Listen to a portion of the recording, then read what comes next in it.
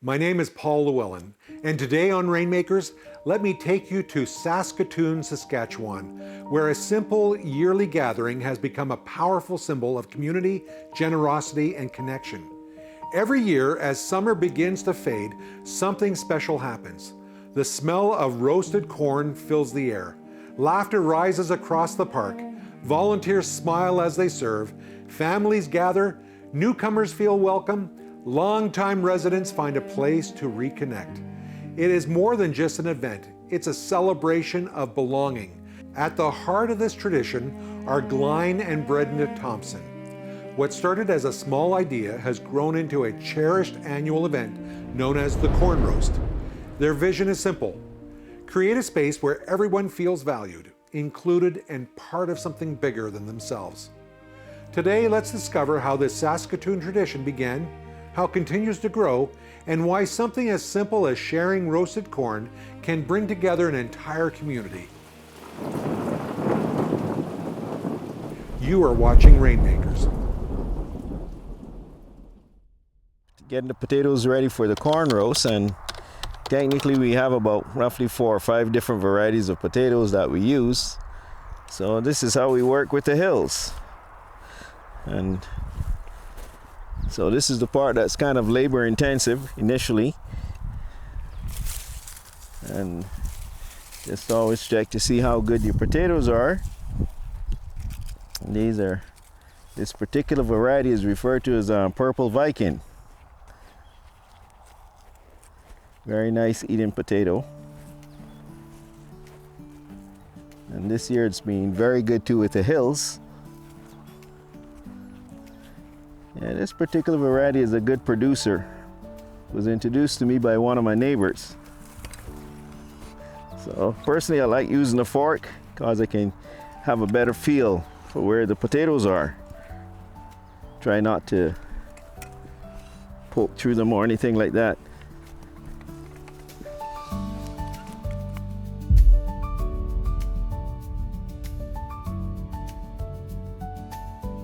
Pastor Brian Haas and his wife Karen had an acreage outside of Saskatoon, and they started it. In those days, they would cook the corn right in the fire, and the potatoes too, right? Mm-hmm. Yeah. So it was their idea first. Mm-hmm. Also, he was our church pastor. It was Central Church at the time, and he had an acreage just south of us here, about roughly 8 minutes or so from the city. So that was one of the first times that I know that we started doing the outdoor corn roast, and it was part of what was referred to back then to as a home and school association. So it tied in with the church school, and there were only 2 churches at that time: the Mount Royal Church, which is called the Living Hope, and then Central Church, which now has become part of Pine House Drive. Just making sure that, based on how the chairs were before, it looks like you're too close to the fire. And normally when it gets started, we have a nice big, flame here, sometimes about close to 15, 20 feet high. So depends on which direction the wind is blowing. So you kind of sometimes have to back up or shift directions, So it's just making sure that, you have enough space between yourself and the fire. And around here, this is where people also have, have their own chairs and stuff when they set out to get ready for the evening of the events. We added toppings for the potatoes and any extras that we had in the garden. Like if we had a lot of tomatoes, we would slice them up as part of the meal. This year we had lots of cucumbers, so we sliced those up. Yeah. And then some people would bring their own salsa, and usually a dessert. Yeah. So this is about the size of the potatoes, medium size. This one here too, that you need for the corn roast. You don't want them too big. And they're usually baked in the oven. A long time ago, we used to bake them in the open fire. But sometimes, when you did that, it'd be burnt on one side pretty bad, so we've gone to just baking them in the oven. And for the corn, we will just boil that in nice big pots. One of the nice things, again, like it's all organically grown, not using any chemicals or sprays inside the garden, so you'll see more weeds, which is okay.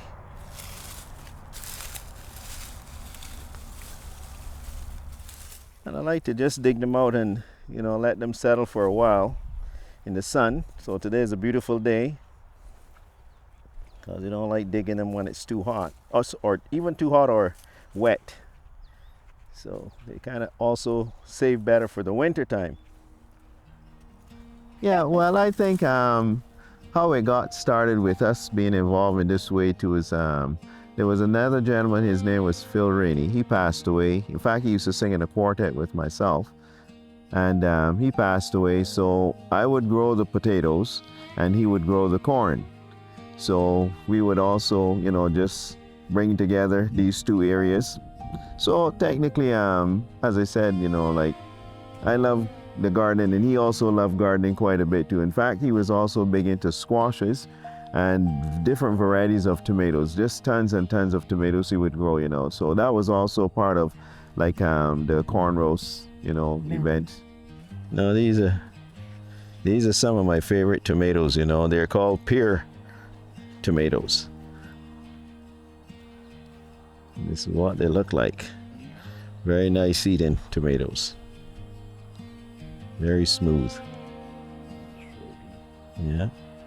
I'm gonna take one. It's wonderful. We know some of our neighbors have come various times.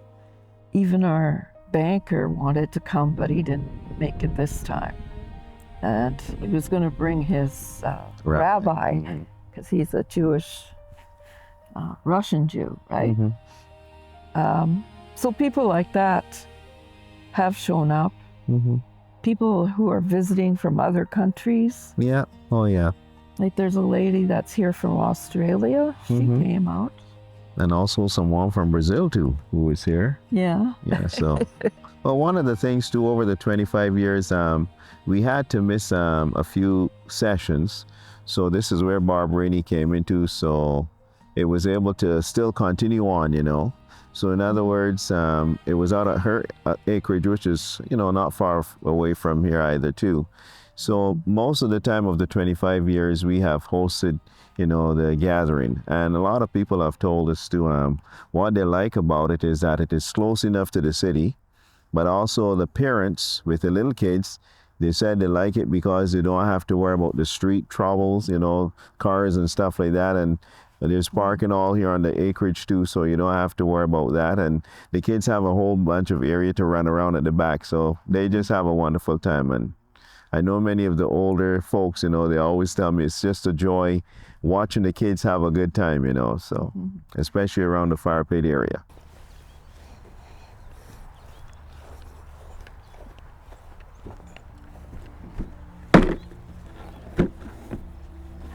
Every year, sometimes we say, you know, well, we're getting older, and it's a lot of work in the preparation, you know, to get to that night, you know. And so we've, you know, we thought about cutting back in some ways, but somehow it just keeps growing. And so again, we thank the Lord, you know, that we've had beautiful nights most of the time. Once in a while we would have like a fire ban, so that means we couldn't have the big bonfire, but we still survived without it, you know, and the kids and everyone still had fun, you know. So we've been very blessed over the years. So again, as I said, we are getting older, but sometimes you say, well, are we going to do it another year? So we'll see. Now I say, Lord, just give me the strength every year as we prepare. And one year I was teaching at the church school, and the children and I were praying that it wouldn't rain. Yeah, oh yeah. And it was pouring in Saskatoon. But around here, there wasn't a drop. Very dry. So we had people phoning us and saying, is it okay to come out? And I said, yeah, the Lord is putting his hand over our property. Yeah. Well, this last one too, That we was did. almost the same. Yeah, we did a lot of praying, because I remember when I looked at the weather forecast on Friday, they were saying it's a 70% chance of rain. So I think I did a lot of praying. I didn't look at the forecast for Saturday. I said, I'm not looking, I'm just going to pray. And I know when we came home from church, it was a little overcast still, and then we sprinkle. yeah, we did have a little mist, but not a heavy downpour. And then later on, I saw like the sky just open up a little bit. Well, again, the clouds, and I can see the sun coming through. So I say, thank you, Lord. And then the rest of the evening, we just had a little bit of a sprinkle, but never a big downpour. And it turned out to be just a wonderful night, Every community event comes with a lot of behind-the-scenes work that most people never notice. Planning takes time. Gathering supplies requires creativity and resourcefulness. Weather can shift plans in an instant. Coordinating volunteers calls for patience. And every year brings new uncertainties. With all these moving parts, it makes us wonder what really takes place for the corn roast to come together so beautifully.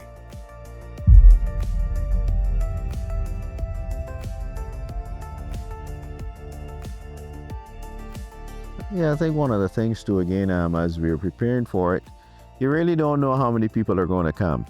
So we're always estimating, and then with the weather, you never know, again, if it's going to be, a situation where you're going to get the rain. So we always praying, as Brenda was saying too, we get a lot of people praying that we'll have a good night and overall. But as I said, the biggest challenge is not always knowing how many people are going. So we always would overplan, in a sense. We'll try to order more food. And I remember one year we thought we had enough food, but we actually ran out because a lot of people showed up.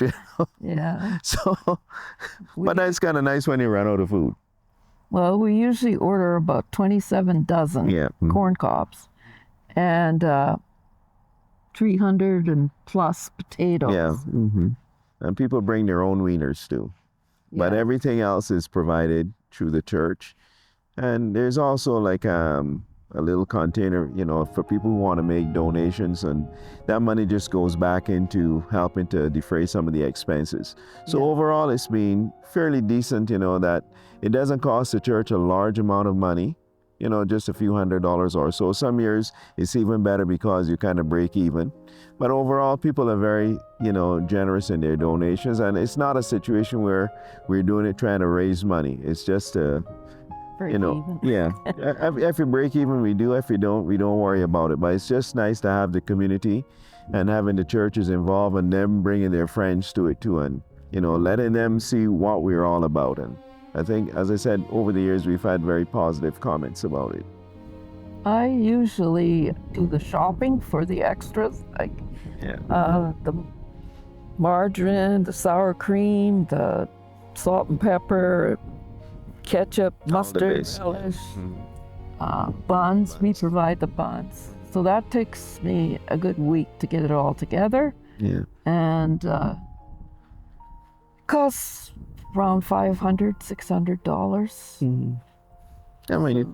When you talk about challenges too, like, to prepare the area and stuff like that, it usually takes me about anywhere from a week to 2 weeks to get everything all sorted out, so it's not like you come and everything is perfect in that sense, so it's just also making sure too that you have an area where it is kind of safe for the kids, because you never know. So giving them the directions earlier on, and again, some of the older kids will look out for the smaller ones. So over the years, we've been very blessed that there were no accidents. Well, this year, like this week now, since the corn roast is happening this weekend, this Saturday, like I've been in preparation for the last week or so. So again, cutting the grass, maintaining everything if possible, getting this year all ready. Like sometimes it's covered, so it's to keep the water away from it. Have a plastic I put over it, but it's been very nice and warm, so it's okay. If I see there's any possibility of rain, then I'll cover it over with a tarp, so at least the wood would be nice and dry for the fire pit. A few years back, it was a very rough year in the sense that it was pretty hot and we didn't get a lot of moisture, so the size of the potatoes were small, and also the quantity of them, it was not that many, and again too, we grow enough potatoes for our own family. But that's always a challenge, to make sure. But as I said, we also have other members within the church, and maybe just 2 other families, and just give them a call and say, well, we'd like you to donate so many potatoes. And plus for myself too, I have cut back on the amount of gardening that I'm doing, based on the families telling me to slow down. So that's where more folks now get involved, and they've provided the potatoes. So again, we got a lot of potatoes, more than we needed. So the extras again too are given out to people, so at least nothing is wasted. And the soil is just excellent soil. Normally in preparing the soil in the fall time of the year, I have like about 3 or 4 big loads of cow manure that's been aged for a little while, and just spread it all in the garden.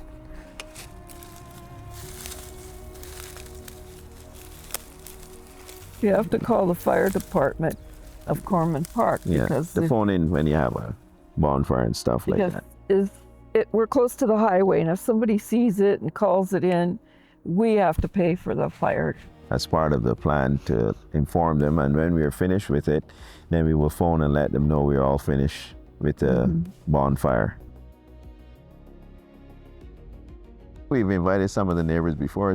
Some have come, in the past too, but like again, Never heard a complaint. They've never really complained about it. In fact, one neighbor even said, "Line, with all the cars in the ditch there, because they park in the ditch, they said they can also use our driveway if they want to park there." So they've opened up their area too to allow us to, put people there. But we always try to make sure we get most of the cars inside our area and also at the front of our area. So overall, and in fact, one person even said, it's amazing, you guys don't make a lot of noise out here or anything like that. So I think that's also a very positive thing and there never been any complaints, say, to the police department about us being rowdy. It's always been, I would say the members here are very good, the folks that come out to it, and as I said, they look forward to it and they're very respectful. And as Brenda was pointing out too about people, helping out.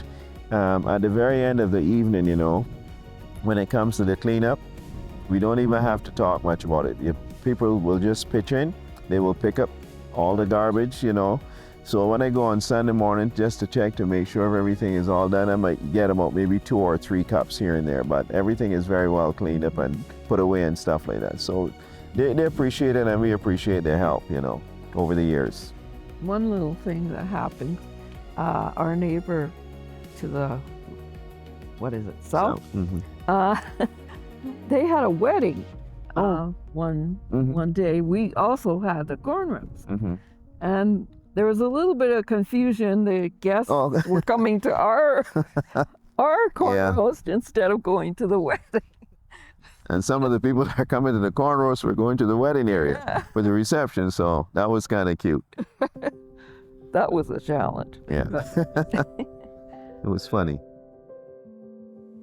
And the results speak for themselves. Families return year after year. Friendships deepen. Neighbors who once barely spoke now share stories, laughter, and food together. Newcomers find a place where they instantly feel at home. Volunteers experience joy in serving. The community becomes stronger, warmer, and more united. The corn roast is more than just a tradition. It's a reminder that hope grows when community gathers.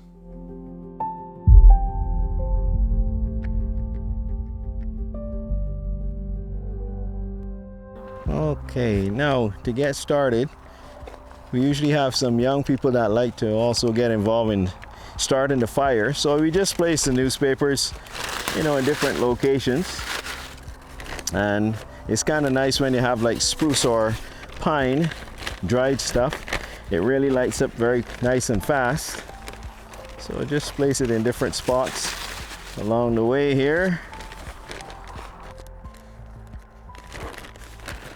Technically, I think people have become so accustomed to having it here, Like I don't think of anyone else that have really said, Glenn, we would like to take over when you guys are finished doing this here. But I think, as I said, it's a location that is close to the city, and I think that is the key thing that keeps coming up with a lot of folks. They said, it's so nice to be close to the city, and plus the divided highway to come here. And they just got used to being here, for the gathering, and as I said, they've had people who brought their friends, and then this friend, the next year, they will bring a friend, and stuff. And so they've also said many a times to me too, and also to talk to Brenda, that they can't believe that a group will put on something like this here for free, you know, and it's so nice in the evening and stuff like that. So as I said, it's a kind of a nice reach out to our community and our church members and stuff like that, you know. And not all the church members come, because if all the church members came from all 4 churches, we would really have to have a lot of corn and potatoes.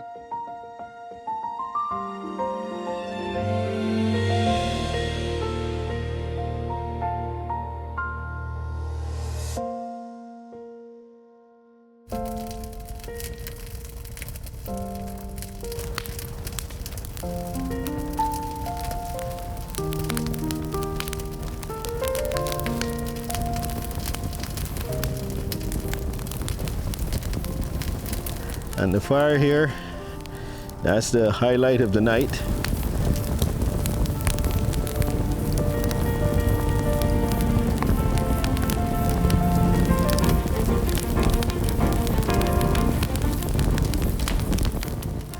So we just bring more wood in and add to the fire here.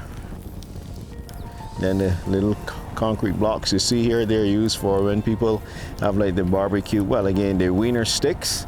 They can place them on there and over the flames, like, or the, you know, when the fire dies down, and that's how they can roast the wieners too. Or again, just put it on a barbecue when they're roasting the wieners. But one of the pastor's sons proposed marriage Oh yeah, to that's his right, girlfriend that's right. here Yeah. Mm-hmm. at a corn roast. Uh-huh. And then later on, they asked if they could have their wedding here. Yeah, no, it's true. I forgot about that. Yeah, that's right. In fact, they had the wedding just over here in the front of the house, you know. Yeah. And I remember that day when they had the wedding too, it was hot. I think it was about 31 degrees. So some of the bridesmaids and, you know, the guys that were, you know, assisting, they were outside. So I said to them, well, come inside to the house, you know. So we put them downstairs in the basement where it was nice and cool, and, you know, gave them some refreshments so as to keep them nice and cool. And they said, man, that was the best thing, you know. Well, But it was, she dressed here. yeah, Put oh on a yeah. dress Mm-hmm. Yeah, it was wonderful. They didn't have the reception here, just the wedding. Yeah, the reception just south of us, about 5 minutes away. Yeah, so that was special. So that was our first wedding here.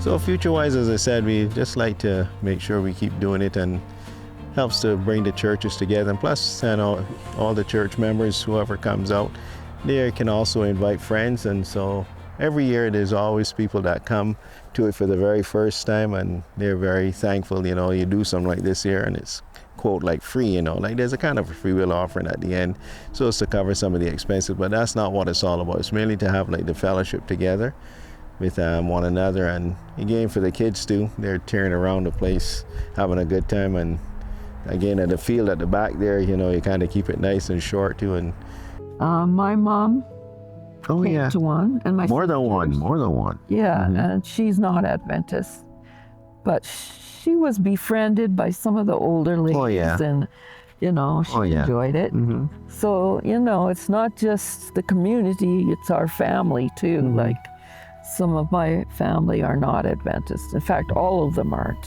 So Yeah. it was nice for them to see, Mm-hmm. you know, the kind of church we go to. Yeah.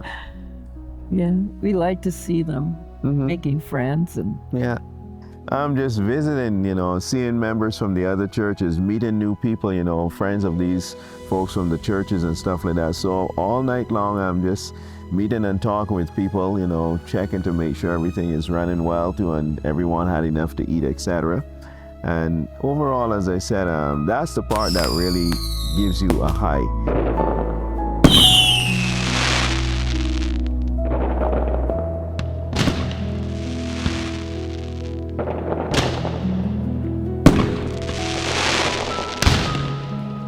And I was sharing with someone just the other day, it's funny, for this particular one, this last one we had, with all the excitement with the fireworks and stuff like that, somehow I went back into the house, this is about 12 o'clock or so, but somehow I was still up, you know, just thinking and thanking the Lord a lot for what he had done for us that night, and holding the rain back, giving us a beautiful weather. And I didn't get to bed not about around 3 o'clock or so in the morning. Yeah, but people don't know about that. But I just felt like just was a high, you know, from all the excitement that took place that night, you know. So it was, and as I said, like I went to the school, you know, that following Monday, and I was returning some stuff and was talking to the kids, and the kids were all still talking about the fireworks. And adults were also talking about the fireworks too. So as I said, it was just a gorgeous night, you know. So for me, I think that would be the big one, you know, for all the 25 years. So at least it's not going out with a bang. We're not done yet. I think part of the thing too for us in the beginning was we really like what happened out at the Hawes' place, you know, the location and stuff. And I think for us too, we wanted to continue on with that tradition, you know, being outdoors and, you know, having the space. So again, we are very thankful that the Lord gave us the amount of area here that we can have it all here. And also, as I said, it has expanded over the years, you know, so it's been very good. And every year when we're finished, people will be asking the kids, are we going to have a corn roast next year, you know? And then when, you know, winter is just about finished, they say, are you still planning on having a corn roast this year? So that is part of the motivation that people look forward to it, you know. Hopefully it'll be better next year with more fireworks. So you see how they plan for the future. Yeah. So that's what keeps you going. Today we witnessed what Glyne and Brenda Thompson bring to the city of Saskatoon through this beautiful annual event. They have shown that community is built not only through large programs, but through simple acts of generosity offered with love. The corn roast demonstrates that when people come together with open hearts, something special happens. Barriers fade, connections form, hope grows. Let us take a moment to pray. Father, thank you for Glyne and Brenda and the dedication they put into this corn roast each year. Bless their efforts, bless every volunteer who joins them, and bless every person who attends the celebration. May this tradition continue to strengthen the people of Saskatoon and bring warmth, joy, unity for many years to come. Amen. Become an agent of hope today. Your generosity helps Hope Channel Canada continue sharing stories that uplift, encourage, and inspire people across the country. Your help strengthens our mission to spread hope through powerful programs like Rainmakers. Visit agentsofhope.ca and join us in bringing light, compassion, and encouragement to homes everywhere. May God bless you.